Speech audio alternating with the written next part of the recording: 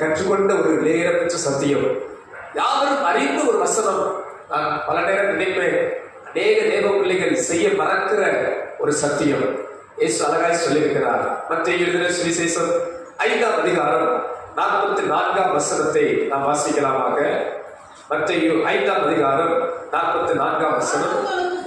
நான் உங்களுக்கு சொல்கிறேன், உங்கள் சத்துருக்களை சிநேகியுங்கள், உங்களை சபிக்கிறவர்களை ஆசீர்வதியுங்கள், உங்களை பகைக்கிறவர்களுக்கு நன்மை செய்யுங்கள்,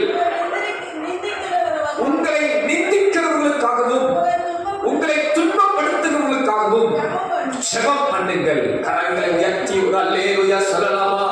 அல்லேலூயா. இன்றைக்கு என் கேள்வி, எத்தனை தேவ பிள்ளைகள் இந்த இயேசுவின் வார்த்தைக்கு செவி கொடுக்கிறார்கள்?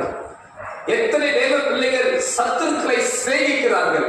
அன்பு தேவ பிள்ளைகளே, இந்த பூமியில் உங்களுக்கு சில மனிதர்கள் சத்துருக்கள் போல் இருந்தாலும், உங்களை கஷ்டப்படுத்துகிறவர்கள் போல் இருந்தாலும், தாழ்மையாய் சொல்கிறேன், கிறிஸ்துவின் அன்பினால் அவர்களை நேசிக்கிற இதயத்தை கர்த்தர் நமக்கு தருவாராக. கிறிஸ்துவின் அன்பினால் அவர்கள் மேலும் அன்பு செலுத்துகிற இருதயத்தை ஆண்டவர் நமக்கு கொடுப்பாராக.